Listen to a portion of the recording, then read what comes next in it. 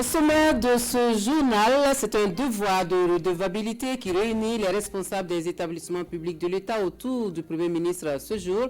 La revue annuelle des rapports de gestion, compte administratif et état financier des EPE, l'ouverture des travaux de l'Assemblée générale à suivre dès l'entame de ce journal. Du 109 pour les forces armées nationales, le contingent 2019 fort de 2000 recrues est présenté au drapeau à Bobo Dioulasso après 6 mois de formation militaire. Les temps forts du cérémonial dans ce journal. Et puis Alassane Ouattara, candidat à sa propre succession, et se présente pour briguer un 3e mandat. L'annonce est faite lors d'une allocution télévisée, une actualité que nous suivrons en fin d'édition. Bonsoir à tous. Merci de suivre le 20h de la télévision du Burkina. Mais avant de développer tous ces titres, nous allons à Sia, où le président du Faso, en partance pour Banfora pour la célébration de la Journée nationale de l'arbre, fait escale les instants de l'accueil de Roch-Marc Christian Kaboré à l'aéroport international de Bobo Dioulasso nous sont proposés par Mané Kahien et Kadou Romenki. Ici, à l'aéroport international de Bobo Dioulasso, corps militaire, paramilitaires et civils pour accueillir le président du Faso.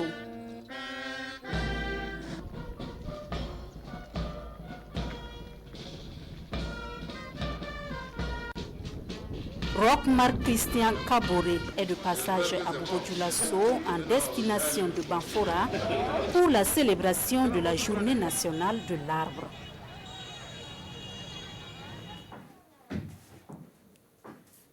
Voilà donc pour cette escale de Roch-Marc Christian Kaboré à Bobo Dioulasso. 109 établissements publics de l'État présentent leur rapport de gestion, compte administratif et autres états financiers au Premier ministre. Ce jour, c'est la pure tradition de l'Assemblée générale des EPE et dès l'entame des travaux ce matin, les résultats présentés sont salués par le chef du gouvernement qui note une progression sensible dans la gouvernance. L'ouverture des travaux de la 21e session est suivie pour nous par Paul David Bambara et Maxime Zongo. Transparence dans la gestion des biens publics, obligation de rendre compte des piliers majeurs de la bonne gouvernance et l'Assemblée générale des établissements publics de l'État qui se tient chaque année s'inscrit dans cette dynamique. D'ores et déjà, on note que de façon globale, les indicateurs de performance enregistrés en 2019 sont assez satisfaisants. Au cours de cette session, il sera passé en revue, comme à l'accoutumée, la gestion des différents établissements publics de l'État afin d'apprécier les performances réalisées au titre de l'exercice 2019. Nous avons de réels motifs de satisfaction au regard du contexte difficile dans lequel les établissements publics de l'État ont travaillé durant ces dernières années. Je voudrais donc saluer solennellement l'engagement et la détermination de tous les acteurs à poursuivre la réalisation de leurs missions respectives pour des résultats encore plus satisfaisants. Cependant, l'arbre ne doit pas cacher la forêt. Je tiens à relever une baisse de performance au niveau de certains EPE, nécessitant de ce fait l'adoption de mesures idoines pour inverser la courbe. Au total, ce sont 109 EPE, dont 9 fonds nationaux, qui sont conviés à ce rendez-vous annuel. Une occasion pour exposer dans les détails les performances réalisées, mais aussi les difficultés rencontrées. Malgré le contexte difficile, les établissements publics ont réussi quand même à maintenir un niveau satisfaisant de mobilisation donc des ressources propres. Vous avez dû noter que nous sommes passés en 2018 de 36 milliards à peu près à 40 milliards en termes de ressources propres. Il y a également que l'État a maintenu ses efforts en termes de subventions au niveau bien sûr des établissements publics de l'État. Maintenant, lorsqu'on regarde en deuxième partie les indicateurs proprement dits, nous notons là aussi qu'il y a eu quand même des efforts d'amélioration des indicateurs. Thème de cette 21e Assemblée générale des EPE, les déterminants de la performance des établissements publics de l'État. Un thème, selon le chef du gouvernement, qui cadre avec la gestion axée sur les résultats adoptés par le gouvernement comme mode de gestion des finances publiques. Un bilan satisfaisant affiché également par le cadre sectoriel de dialogue infrastructure de transport, de communication et d'habitat. La revue à mi-parcours est couplée de formulation d'un nouveau référentiel de développement pour la période allant de 2021 à 2025. La transformation structurelle de l'économie nationale demeure l'objectif principal à atteindre. Le détail de cette réunion avec Souleymane Sanou et Fousseni Kindo. Pour cette seconde session de l'année en cours, les membres du cadre sectoriel du dialogue vont aussi se pencher sur les consultations sectorielles pour la formulation du référentiel national de développement 2021-2025. Mais déjà pour le bilan, les membres se réjouissent du niveau atteint. On peut noter des réalisations sur l'ensemble des segments de notre secteur. Déjà, vous savez que la ville de Seba a eu sa nouvelle station de diffusion achevée. Nous avons l'adoption de 10 schémas directeurs d'aménagement urbain, donc dans 10 villes distinctes de notre pays. Les études de l'interconnexion ferroviaire entre le Burkina Faso et le Ghana ont connu un bond quantitatif et qualitatif. On note enfin le déploiement de 681 km de fibres optiques. 6 ministères composent le cadre de dialogue, à savoir le ministère des Infrastructures, le ministère des Transports, celui de l'Urbanisme et de l'Habitat, mais aussi celui du Développement de l'économie numérique, celui de l'Environnement, celui de la Communication et des Relations avec le Parlement. Ces départements sont retenus pour permettre la réalisation d'infrastructures durables. Le même exercice qui réunit le cadre sectoriel de dialogue justice et droits humains ce matin à Ouagadougou. Objectif, valider le rapport de performance à mi-parcours de l'année 2020 et la nouvelle formulation du PNDS pour le secteur. Le point avec Amado Ilboudou et Caroline Ouari. L'heure est au bilan des actions de mise en œuvre du cadre sectoriel de dialogue justice et droits humains. En un semestre d'activité, le cadre enregistre des taux d'exécution en deçà des attentes. Y ont contribué les contextes sanitaires et sécuritaires du Burkina. Cette année, contrairement aux autres années, à la même période, nous avons des résultats pas très satisfaisants. Parce que le taux d'exécution physique est à 35% et le taux d'exécution financière à 19%. Les douaniers, c'est dû au fait que, je l'ai dit également dans le discours, la situation de pandémie du Covid qui apparaît chez nous, surtout à partir de mars, ne nous a pas permis d'étaler certaines activités. Bien évidemment, les priorités de l'État également avec cette pandémie ont été orientées vers le renforcement de la santé, si bien que nous avons subi des régulations. Malgré les difficultés inhérentes au contexte général du pays, le cadre sectoriel justice et droits humains compte des acquis que comptabilisent les partenaires techniques et financiers, partie prenante de la mise en œuvre du cadre. C'est vrai, nous avons noté des efforts, mais c'est un exercice qui est évolutif.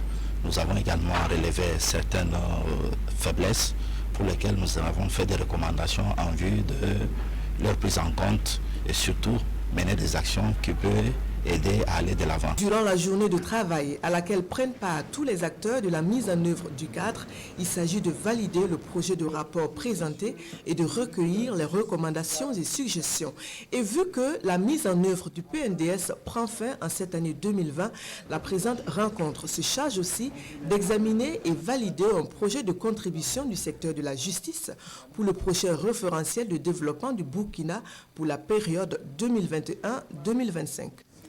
Renforcement de la veille citoyenne individuelle et amélioration du rendement des services sociaux de base. Au centre d'une rencontre à Ouagadougou, les maires de 20 communes s'approprient les résultats d'une étude sur la gouvernance financière. C'est le programme d'appui au renforcement de la redevabilité sociale et de la veille citoyenne qui organise. Précision Roger Kam, Sekou Zongo.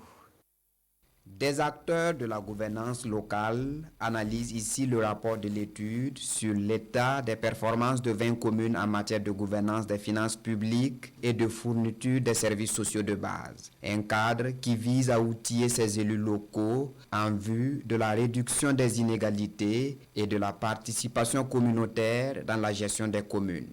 Ce rapport essaie de retracer un peu comment les communes abordent les questions de gouvernance en matière d'éducation, en matière de santé et nutrition, en matière de réduction des pauvretés, et éventuellement voir quelles sont les faiblesses, quels sont les atouts, et envisager les actions qui sont nécessaires pour renforcer ces communes dans leur gestion avec l'implication des communautés.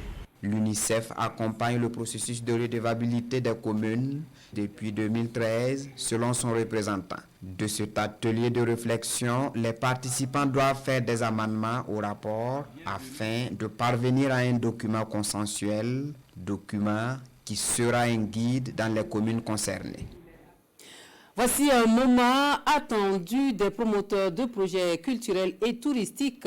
L'appel à projet du Fonds de développement culturel et touristique qui vient d'être lancé par le biais d'une conférence de presse. Le fonds spécifique bénéficie pour la phase 5 de son appel du soutien financier de la coopération suisse. Pour les détails, nous suivons le compte-rendu de Alidou Badini et Vincent Kendrebego. 67 millions de francs CFA, c'est le montant mis en place par le Fonds de développement culturel et touristique, le FDCT, pour soutenir les initiatives culturelles des jeunes et des femmes. C'est un fonds qui vise à apporter un appui financier sous forme de subventions aux projets culturels structurants. Cet appel à projet spécifique, faut-il le rappeler, vise donc la prise en compte des thèmes transversaux tels que l'égalité homme-femme, la promotion des activités culturelles dans les zones périurbaines et rurales, les droits humains, les droits de l'enfant, l'éducation artistique, la promotion des initiatives de la jeunesse, la prévention de l'extrémisme violent, la promotion de la paix et de la cohésion sociale. Les structures bénéficiaires sont les associations et les coopératives culturelles légalement constituées. Les jeunes de 15 à 35 ans, les femmes et les acteurs locaux en sont les bénéficiaires finaux. Les dossiers de candidature seront reçus du 12 août au 11 septembre 2020 au siège du FDCT à Ouagadougou et dans les directions régionales de la culture, des arts et du tourisme. Le programme est à sa 5e phase et le directeur général du Fonds de développement culturel et touristique invite les acteurs culturels à s'impliquer pour la réussite de ce programme. Et puis, l'on apprend que le marché de bétail de Namungou, à une vingtaine de kilomètres de Fadane Gourmand, a fait l'objet d'une attaque ce vendredi. Le bilan provisoire fait état d'une vingtaine de pertes en vies humaines et des blessés qui ont été admis au centre hospitalier régional de Fadane Gourmand. Les autorités de la région ont effectué le déplacement du lieu du drame pour exprimer compassion et soutien aux familles des victimes et à toute la population. Les forces de défense et de sécurité appelées sur tous les fronts, ce renfort pour les rangs des forces armées nationales devrait permettre de mieux se redéployer sur le terrain.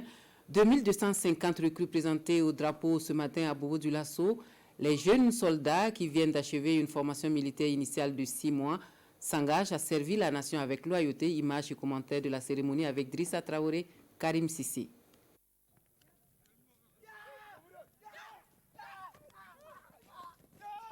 Ces démonstrations ne sont qu'un échantillon des techniques de combat que ces jeunes soldats ont appris pendant la formation militaire initiale. Une formation de 6 mois au cours de laquelle ces recrues au nombre de 2250, dont 250 sapeurs-pompiers, ont appris des savoirs, des savoir-faire et des savoir-être qui les rendent aujourd'hui aptes à se présenter au drapeau.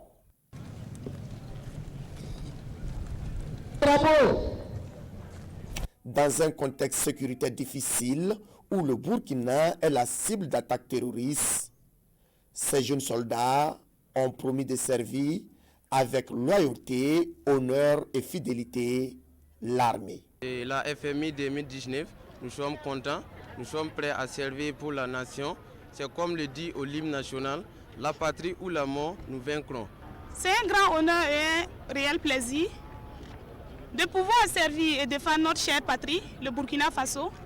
Nous sommes plus que convaincus de notre vocation. Nous accomplirons, faites que va être les missions, à qui confier. C'est donc dire que le contingent de la classe 2019 est prêt à intégrer la vie militaire malgré les contraintes, les risques et les appréhensions du métier du soldat. et au chef d'état-major de l'armée de terre de rappeler aux impétrants qu'être militaire, c'est un choix, mais aussi et surtout un sacerdoce. La formation militaire pour la défense de la patrie et immédiatement ils seront engagés pour la mission pour laquelle ils se sont engagés. Et vous avez entendu, ils ont prêté le serment de défendre la patrie jusqu'au sacrifice suprême. Et nous pensons que nous les avons assez formés, mais nous allons les aguerrir encore avant de les injecter sur le terrain. La présente promotion a, au dire du colonel Fabien Sorgho, enregistré au cours de son parcours 10 radiations et malheureusement 5 décès. Une minute de silence a été observée en la mémoire des disparus. La cérémonie de présentation au drapeau des recrues du contingent de la classe 2019 a pris fin par une parade militaire. Et la politique de sécurité nationale portée à la connaissance des hommes de médias à Kaya, imprégnée du contenu du document, les journalistes pourront servir de relais auprès des populations en donnant des informations justes et utiles, surtout sur le sujet. Amadou Ouedraogo et Jacques Ouedraogo suivent l'atelier d'information pour nous. Les acteurs des médias s'imprègnent du document des politiques de sécurité nationale du Burkina Faso. L'initiative est du secrétariat général de la Défense nationale. À travers cet atelier d'information, les journalistes vont prendre connaissance du contenu de ce document pour mieux informer la population en matière de sécurité. Le document de politique de sécurité nationale d'un pays est un référentiel dans lequel on a essayé de mettre tout ce qui correspond aux besoins réels des populations, de chacun pour sa sécurité. Et chacun a un besoin en matière de sécurité et c'est tout cela qu'on a essayé de rassembler dans un document qui est la politique de sécurité nationale. Pour le secrétariat général de la Défense nationale, cet atelier d'information est aussi une occasion pour briser les barrières entre les hommes de médias et la grande muette. Une collaboration entre médias et sécurité s'avère donc indispensable. Il est bon de pouvoir mettre en place des journalistes formés pour la sécurité, qui sont des spécialistes de cela et qui permettent donc de faire passer les messages de manière plus fluide et de manière plus spécialisée, pour que le message ne soit pas biaisé. Cet atelier d'information des médias sur la politique de sécurité nationale qui se tient à Kaya dans le centre-nord regroupe des journalistes résidents et ceux venus de Ouagadougou, Koudougou, Wayouya et Dori.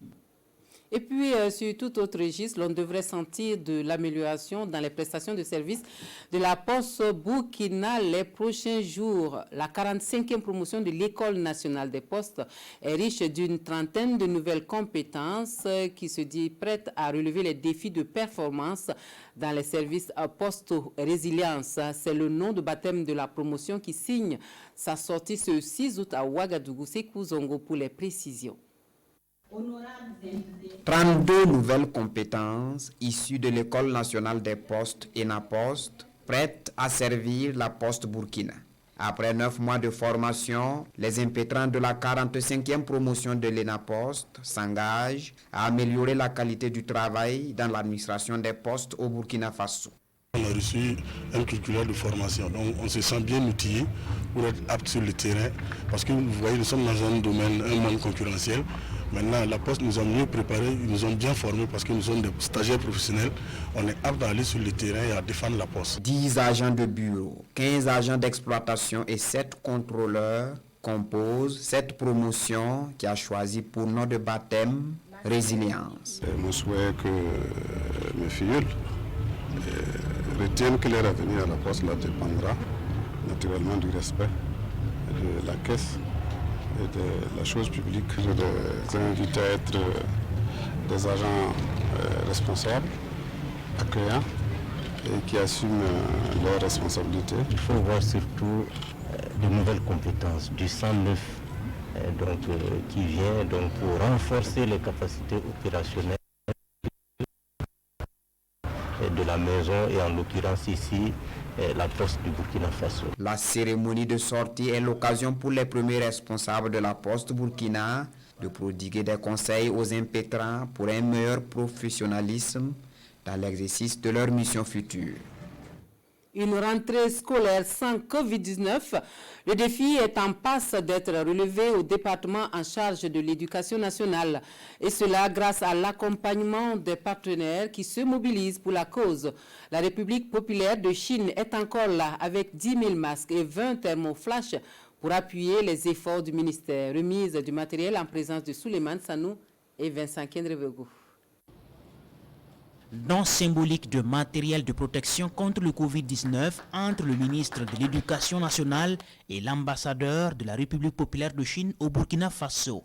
C'est au total 10 000 masques de protection et 20 thermoflash infrarouges que l'ambassade de la Chine offre au ministère de l'Éducation nationale dans le cadre de la préparation de la rentrée scolaire 2020-2021.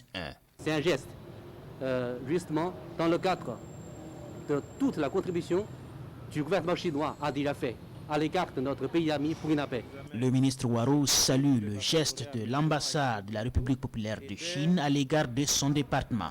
Un geste qui vient en bonus au grand chantier de développement soutenu par la Chine au Burkina Faso, notamment avec la construction d'une centaine d'écoles. Son Excellence nous avait offert 5 000 masques et là il nous offre 10 000, donc ça fait 15 000 masques avec des gels hydroalcooliques. Et cette fois-ci, 20 thermoflash pour la température, afin de nous accompagner justement pour une rentrée sans Covid. Et je voudrais donc lui dire merci. Cette rencontre entre le ministre Waro et le diplomate chinois est également l'occasion de faire le point de leur coopération dans le domaine de l'éducation. Un domaine dans lequel la Chine a beaucoup investi en 2 années et demie de coopération depuis la reprise des relations sino-burkinabais. Et avec des acquis jugés importants, les deux parties font déjà des perspectives pour assurer une continuité de cette collaboration aussi fructueuse. Un mot de l'actualité de chez nous, le président Alassane Ouattara brigue un 3e mandat à la tête de la Côte d'Ivoire. C'est la fin donc du suspense et de l'incertitude sur cette candidature du président sortant. Une nouvelle qui ravit les militants du RHDP perdus depuis le décès du Premier ministre et candidat Amadou Gon Coulibaly. Alassane Ouattara, candidat à la présidentielle. Le président ivoirien au pouvoir depuis 2011 avait annoncé en mars qu'il se retirerait. Il se retrouve finalement dans la course pour la 3e fois. Il l'a annoncé sur la chaîne publique RTI. J'ai décidé de répondre favorablement à l'appel de mes concitoyens me demandant d'être candidat à l'élection présidentielle. La mort au début du mois de juillet de son successeur désigné, le Premier ministre Amadou Gon Coulibaly, a rebattu les cartes. Le parti présidentiel, le RHDP, lui a demandé de briguer un nouveau mandat. Ouattara y a répondu par l'affirmative. Le Front populaire ivoirien dénonce une décision déplorable. C'est Pascal Affi N'Guessan qui portera les couleurs de la formation de l'ancien président Laurent Gbagbo. L'autre grand rival d'Alassane Ouattara sera Henri Konan Bédié. Celui qui fut président de 1993 à 1999 portera les couleurs du PDCI, le Parti démocratique de Côte d'Ivoire. Le scrutin présidentiel d'octobre s'annonce comme le plus disputé depuis celui de 2010. Il y a près de 10 ans, il avait opposé Ouattara à Laurent Gbagbo. Le scrutin avait déclenché une guerre civile de plusieurs mois qui avait fait 3000 morts. Et puis au Liban, le bilan de l'explosion à Beyrouth s'alourdit. On parle maintenant de plus de 150 morts et 5000 blessés. L'aide humanitaire commence à arriver et les recherches se poursuivent. 3 jours après les explosions qui ont dévasté Beyrouth, les premières funérailles de victimes de la catastrophe ont eu lieu dans plusieurs régions du Liban. Le lourd bilan encore provisoire fait état de près de 150 morts, mais les Libanais s'accrochent à l'espoir de retrouver des survivants. Sur le terrain, les recherches continuent sous les décombres. Plusieurs pays, dont la France, ont dépêché secouristes, matériel médical et sanitaire pour aider le Liban. L'Union européenne a débloqué 33 millions d'euros en urgence. L'armée américaine a envoyé des cargaisons d'eau, de nourriture et de médicaments. Le président français s'est rendu dans les ruines du port dévasté, puis dans le quartier ravagé de Guémazé. Emmanuel Macron a réclamé une enquête internationale et appelé à un profond changement de la part des dirigeants libanais. C'est le temps des responsabilités pour le Liban aujourd'hui et ses dirigeants. Il faut rebâtir la confiance et l'espoir. Elle ne se décrète pas, elle ne se reconquiert pas du jour au lendemain. Mais elle suppose une refondation d'un ordre politique nouveau. Furieux après une catastrophe de trop dans un pays en plein naufrage, les Libanais réclament des comptes. Dans la soirée, des dizaines de manifestants très remontés s'étaient rassemblés pour dénoncer l'incompétence et la corruption des autorités de leur pays. Ils ont été dispersés par les forces de l'ordre à coups de gaz lacrymogène. Ces incidents surviennent à l'avant-veille d'une grande manifestation anti-gouvernementale. Elle est prévue samedi. Et puis il y a l'enquête pour comprendre ce qui s'est passé. Et les investigations semblent mener au Rosus, un navire battant pavillon moldave. Parti du port de Batumi en Géorgie en 2013, chargé de 2750 tonnes de nitrate d'ammonium à destination d'un port du Mozambique. Mais escale imprévue à Beyrouth, le navire est saisi par les autorités libanaises. Il ne quittera jamais le Liban. Les propriétaires du cargo n'ont pas payé les pénalités portuaires et c'est pour ça qu'ils n'ont pas laissé repartir le Rosus. Ils savaient très bien qu'il y avait une cargaison dangereuse là-bas. Une bombe à retardement qui a fini par exploser, transformant brutalement la vie de centaines de milliers de personnes, comme celle de cette vieille femme dans son appartement de la banlieue de Beyrouth ravagé par les explosions. Elle a trouvé du réconfort dans la musique, une bulle de douceur dans le chaos, partagé sur les réseaux sociaux par sa petite fille, pour tous les Libanais meurtris. Fin de ce journal, merci de votre attention. Amandine Lalsaga vous retrouve à 23h pour l'édition synthèse. Excellente soirée à tous.